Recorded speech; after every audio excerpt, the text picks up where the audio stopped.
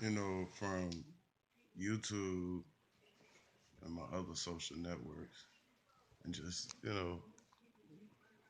just every day. A lot of people have been reaching out to me like for real estate, and with any other uh, industry, you must know terminology. For instance, if you deal in logistics, trucking, you need to know terms like deadhead. Um, Deadhead mean this. Like, say you got a load of freight on your truck, and you drive from, let's say, New York to Florida, delivering freight. Once you drop that freight off, and say you come from New York to Florida, once you drive to Florida, drop the freight off in Florida, um, and you drive way back to New York with nothing on your truck, that's what you call deadhead. Because a smart trucker, uh, seasoned trucker, seasoned logistics person would schedule to drive to Florida, drop a load off, and being that you're coming back to New York, bring something back from Florida to New York. So you get paid both ways. But a deadhead is driving something to a destination, dropping it off, and coming back with nothing. I say that to say in real estate, you need to know terminology. You need to know how to assign a contract. Um, you need to know how to do a simultaneous closing. Meaning, if you have a petty ass, say you have a petty seller, you know what I'm saying, and he think he just selling you the house, but you got an investor that you want to sell it to. What is, especially with black people, black people are so fucking petty. Like, say somebody sell you a house for 50, right? And you can sell it to somebody else for 70. You know what I mean? If you do that in one deal, well, the seller, he'll see on paper that you gonna make 20 bands. You know what I'm saying? And when you're black, man, people don't want you to make shit. So if he see you making 20 bands, he might up his price 15 bands, so you can only make five. So in cases like that, you do what you call a simultaneous closing, and you got to pay for it twice. You got to record it twice. All the fees you got to pay twice because you got to close with him, so he don't see that you just bought the house for 50. Boom. Then after that deal closed at the same time, as soon as that one closed, you got to close with dude for 70, so you make it 20. And that's how you deal with niggas. You know what I'm saying? Black people don't want no other. Not all black people, but most black people don't want no black people to make shit. And you'll really find this out when dealing with real estate, because with real estate, uh, most people, the biggest thing they will ever own in their lives is their home. Um, it's unreal how when you get into real estate, you'll see how petty niggas are. You know what I'm saying? Black people don't want other black people to have shit. Now, if they hire me or a contractor or landscape, whatever, they'll penny pinch and complain. But if they hire any other race, they won't say shit. I don't give a fuck how the work look. But let me get back to what I was saying originally. Um, when you step into real estate, you must know terminology. You must know things like closings. Uh, in the state of Virginia, in order to buy real estate, you have to go to a closing. The title has to be searched to make sure there are no liens on the house, and the deed has to be transferred, and it has to be recorded uh, in the court of law, whichever jurisdiction the property resides in. You must know terms like, especially if you're dealing with loans, you're gonna deal with loans. But if you're a loan officer, you know terms like verification of rent, VOR, VOE, verification of employment, uh, your your funds sourced in season. I mean, how much money you had in the bank for the last 60 days. You got to know credit scores, trade lines, um, interest rates, loans, balloon payments. You should also know owner financing, lease with the option to buy, rent, lease purchase, just all kinds of terminology you need to educate yourself with because the person you're talking to might be educated and all every aspect of business. Once somebody sees a weakness, they're gonna take advantage of it. So in order not to be taken advantage of, like in life, you need to be educated. So I always tell people, educate yourself. And another thing I tell relatives or investors to educate themselves on is construction costs. You know, you need to go in Lowe's one day and just look at shit. Two by fours, gallon of paint, doorknob, locks, shingles, windows. You know what I mean? Like Google all this stuff and find out where can you find the best material um, at the most reasonable price because when you're looking at a house, even if you're not gonna buy it and fix it up, you need to know. Uh, you really need to know your construction costs for your investor. What do you mean, Juwan? Say I found a house for like 20 bands, right? And it might be in a neighborhood and it might have comps. Well, what is a comp? That's another word you need to know. A comp is a comparable. Here in the state of Virginia, what they do is when you have a comp, a comparable is they take the house you trying to find the value of and they look at the same 5 or 6 sales in the last 6 months of that same style of house within 5 miles that has sold. I'm gonna say that again. A comp is a comparable. So if you got a house right here, they looking at that same house within a 5 square mile radius that has sold in the last 6 months. And based on that house or those houses that have sold, that's how much your house is basically worth. So you need to know. Say you get in a house for 20 bands, but it's in an area where it probably would appraise for 100. Well, you need to be able to go in there and assess what does it need. Does it need windows? Does it need gutters? Um, look at the foundation. Does it have plumbing? You know how much does plumbing cost? Does it need sheetrock? Does it have mold in there? How much does mold removal cost? How much does sheetrock cost? How much does a roof cost? You know what I mean?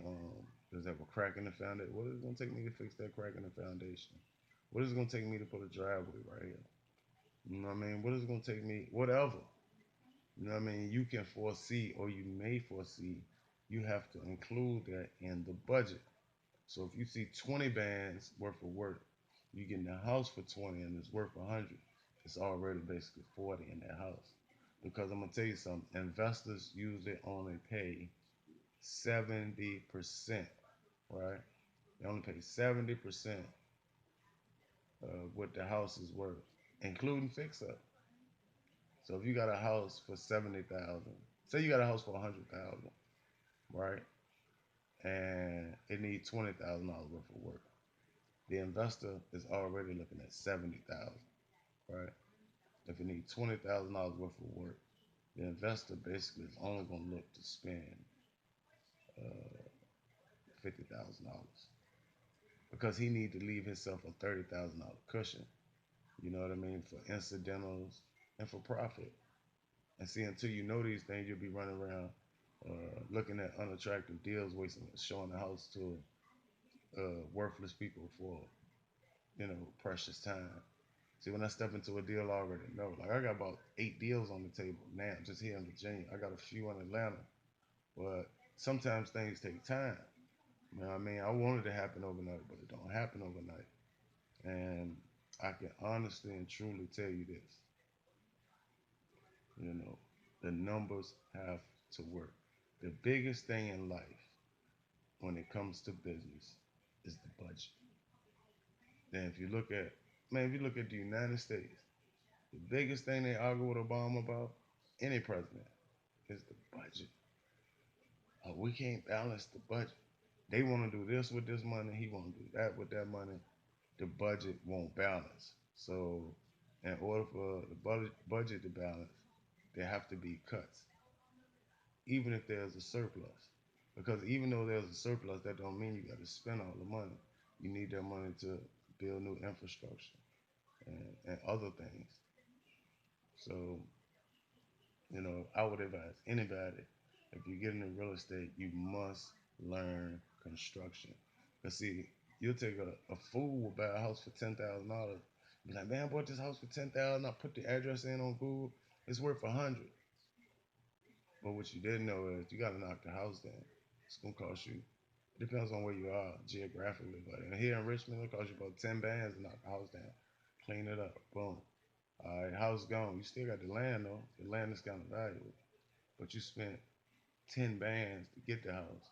Spend another 10 to knock it down. That's 20 bands, right?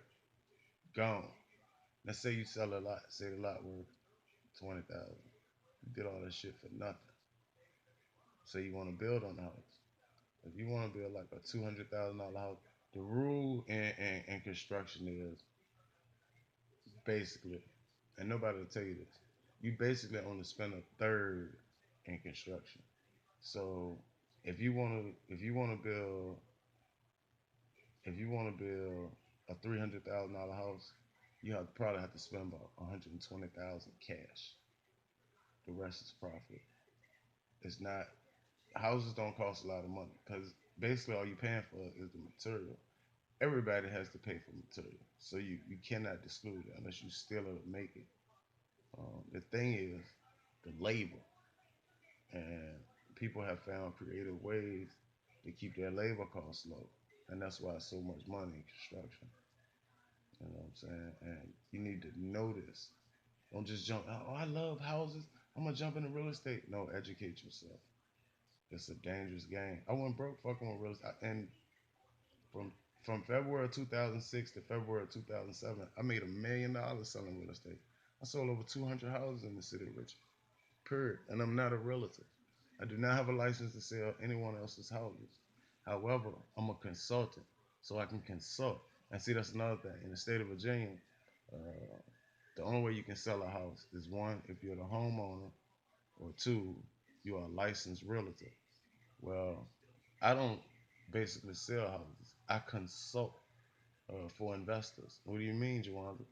Say, like, I got a house right now, 605, Google it, 605 Edgefield Court, EDGEFIELD COURT. It's two different words. 605 Edgefield Court. Well, the house isn't mine. The house actually died. The homeowner died, and he left the house to one of his homeboy. His homeboy couldn't sell it, so he consulted me. Um, all right. Now, realistically, I can't sell the house because I'm not a realtor. However, I can consult for the homeowner. So, what do you mean, Joanna? I can tell the homeowner, look, I can bring in 10 investors, let them look at this house. In the event one of them wants to buy, you pay me a consultant fee. You know what I mean? Or you don't have to do it like that. You can pay me an assignment fee. I'd rather do a consultant fee because the assignment fee, I'm assigning the contract, and that brings a little problems. You have to have a motivated, educated, or willing seller to make those deals work. But a consultant fee is agreed upon. See, a assignment fee is agreed upon between me and the buyer. A consultant fee is agreed on between me and the seller. Now, I can agree on a consultant fee from the buyer also, but the consultant fee usually is from the seller. Like, because the seller might say, well, I'll give you a consulting fee of 3%. So if I sell a house for 100,000, for every $100,000, I get $3,000. Um, However, I could do the same deal Say I'm selling the house for 100, he don't give me no consulting fee. Well, he gonna give me a consulting fee, 3 band, right? Say I put 20 on it, sell a house for 120, right? That 20, being that I'm not a realtor, I would either have to put it in the addendum, the back page of the contract, as uh, construction, or either assignment fee or consultant fee. But you don't want to have a lot of crazy fees out there, especially if, like in this situation, this deal is going to be overlooked because the house is in an estate. So this deal is going to be overlooked by a commissioner, and these commissioners are usually white, and they don't want black people to make no money. Same way as black people. Black people do not want you to make shit, man. I don't give a fuck if you selling clothes, houses, or whatever. People can say what they want. They can like what they want. Black people don't want you to make money. They want you to do okay, but nobody black wants you to do better than them. So uh, there have been creative, fundamental techniques that have been put in place for you to make money in real estate without anybody knowing until it actually closes. Because see, once the deal closes and the deed is recorded, who gives a fuck? They got to pull the tax records to find out, and it's public information. But who gives a fuck? Because the wire has already been set. The money in my account, and the world is full of houses. I don't need to fuck with you no more. If you that petty over 10, 20, 40, 50, 100 bands, and we doing $100,000 motherfucking transaction. You making 100 bands, but you worry about me making 20. I don't need to fuck with you anyway. Cause I brought the motherfucking money. If you was that good, why you ain't sell a house yourself? Or if you knew that much, or you was that educated on real estate, why the fuck you consult me? There's a reason you're here. And it's not to worry about how much fucking money I make. It's about for me selling this house, getting you your paper. Don't worry about if you sell it to me for 50 and I sell it for 2 million. That ain't none of your goddamn business. You get your 50. So, and you'll be able to tell, man. But real estate is a deep. It's probably one of the most cutthroat businesses out here for the average human, because the average human, uh, the biggest investment they'll ever make in their life will be their home. That's the average person, especially who's not self-employed. See, the biggest investment a self-employed person will ever make is in themselves, in their business, and in their brand. You spend way more money investing in your brand and yourself than you do in a fucking house. You know, and then you'll realize how petty people are. People, oh, this my house. Bro, that house don't belong to you. You only possess it for a small, short time. See, one thing you really need to know is this. That's why people are like, man, you just sold your car. You just sold this. You just sold that. I don't get overwhelmed or possessive over material items, because I've realized one thing: everything that you own will eventually belong to someone else. Whether somebody steals it, you throw it away, or you die and leave it to others. There's nothing you can take with you.